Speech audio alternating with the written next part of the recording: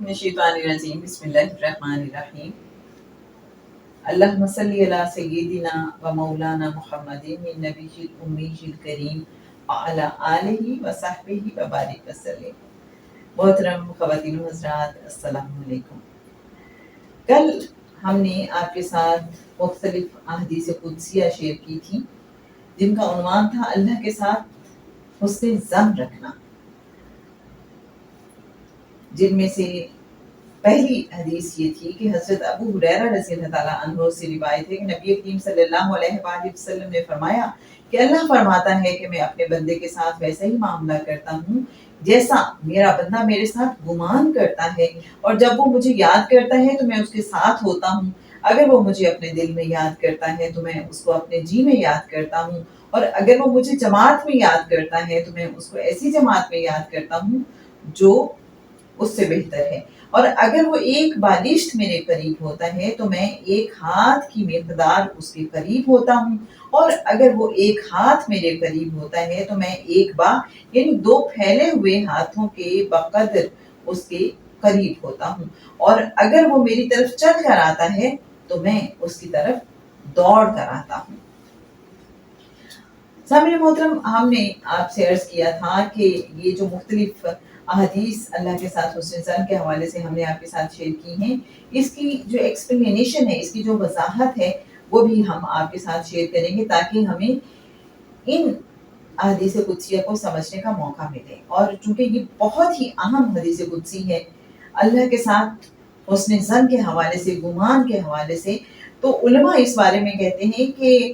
ان احادیث مبارکہ کا مطلب یہ ہے کہ اگر بندہ میرے بارے یہ گمان کرتا ہے کہ میں اس کے نیک اعمال قبول کر کے اس پر اسے اجر و ثواب عطا کروں گا اور توبہ کرنے کی صورت میں اس کی مغفرت کروں گا تو میں اس کے ساتھ ایسے ہی معاملہ کرتا ہوں، اور اگر وہ بندہ یہ گمان کرتا ہے کہ میں اس کے ساتھ ایسا معاملہ نہیں کروں گا تو پھر ایسا ہی کرتا ہوں۔ اسے معلوم ہوا کہ امید و رجا کا پہلو خوف کے پہلو پر غالب ہے۔ بعض محققین نے اسے اس شخص کے ساتھ خاص کیا ہے جس کی موت کا وقت آ پہنچا ہو، اور اس سے پہلے کی حالت کے بارے میں 3 اقوال ہیں جن میں صحیح تر قول اعتدال کا ہے، یعنی امید اور خوف دونوں رکھے۔ اس لیے انسان کو چاہیے کہ فرائض کو بجا لانے میں خوب جد و جہد کرے اور اللہ تعالیٰ کی ذات پر یقین رکھے کہ وہ اس کو قبول بھی کرے گا اور اس کی مغفرت بھی کرے گا، اس لیے کہ اس ذات نے اس کا وعدہ کیا ہے اور اللہ تعالیٰ اپنے وعدے کے خلاف نہیں کرتا، اور اگر اس نے اس کے خلاف اعتقاد رکھا یا گمان کیا تو وہ اللہ کی رحمت سے نا امید ہونے والا ہے، اور اللہ کی رحمت سے نا امید ہونا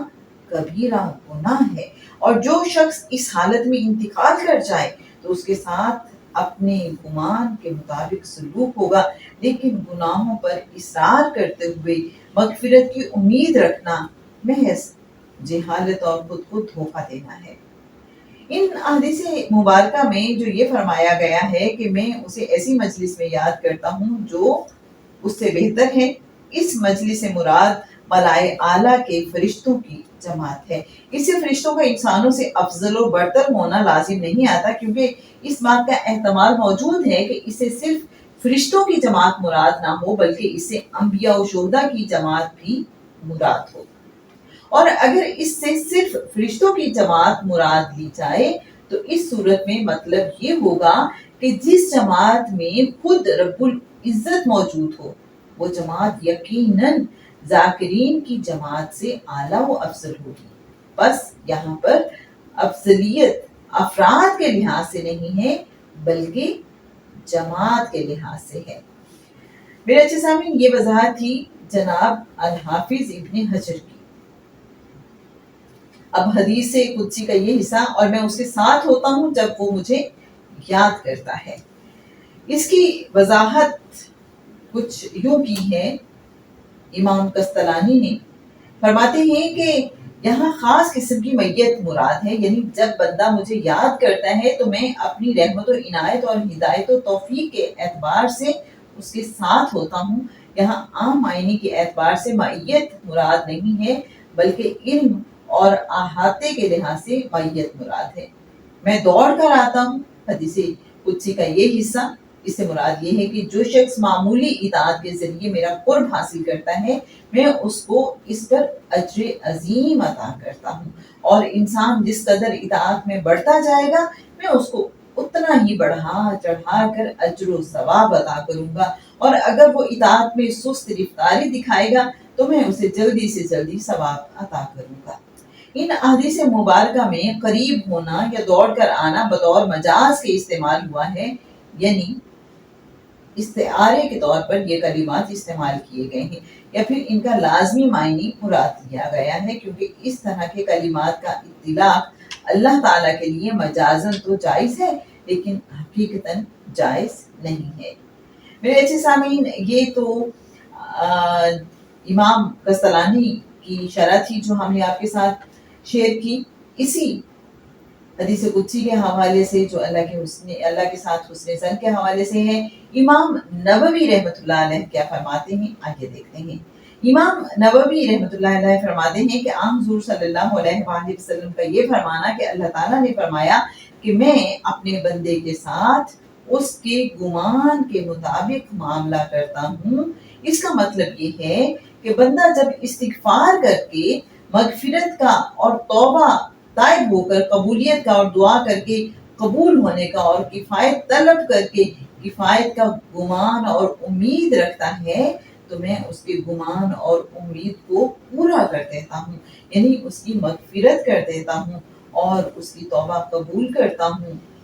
بعض علماء کہتے ہیں کہ اس سے مراد عفو درگزر کی امید ہے، اور یہ قول زیادہ صحیح ہے، اور دل میں یاد کرنے سے مراد یہ ہے کہ اللہ تعالیٰ کو خلوت اور تنہائی میں یاد کرتا ہے تو اللہ تعالیٰ اس کو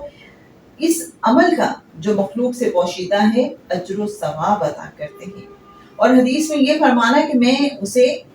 اس سے بہتر جماعت میں یاد کرتا ہوں، تو اس کے بارے میں ہمارے اصحاب وغیرہ کا مذہب یہ ہے کہ انبیاء کرام علیہم السلام فرشتوں سے افضل ہیں، کیونکہ ارشاد باری تعالیٰ ہے جس کا ترجمہ ہے اور ہم نے ان کو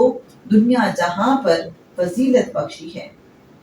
اور ان احادیث میں یہ تعبیر کی جائے گی کہ عام طور پر ذاکرین کی جماعت میں نبی موجود نہیں ہوتے، لہٰذا جب اللہ تعالیٰ ان ذاکرین کو فرشتوں کی جماعت میں یاد کریں گے تو فرشتوں کی وہ جماعت ذاکرین کی اس جماعت سے افضل ہوگی جس میں اللہ تعالیٰ کو یاد کیا گیا ہے۔ اور ان احادیث میں جو یہ فرمایا گیا ہے کہ جو میری طرف ایک بالشت قریب ہوتا ہے تو میں ایک با کی مقدار اس کے قریب ہوتا ہوں، اس سے مراد یہ ہے کہ جو شخص میری اطاعت کر کے میرے قریب ہوگا میں اپنی رحمت کے ذریعے اس کے قریب ہوں گا، یعنی میں اسے اپنی رحمت و عنایت سے نوازوں گا، اسے توفیق دوں گا اور اس کی مدد کروں گا، اور وہ جتنا اطاعت اور فرما برداری میں بڑھتا جائے گا میں اتنی ہی اس کو توفیق دوں گا اور اس کی مدد کروں گا۔ اگر وہ میری طرف چل کر آئے گا یعنی میری اطاعت میں جلدی کرے گا تو میں اس کی طرف دوڑ کر آؤں گا، یعنی اس پر اپنی رحمت برساؤں گا،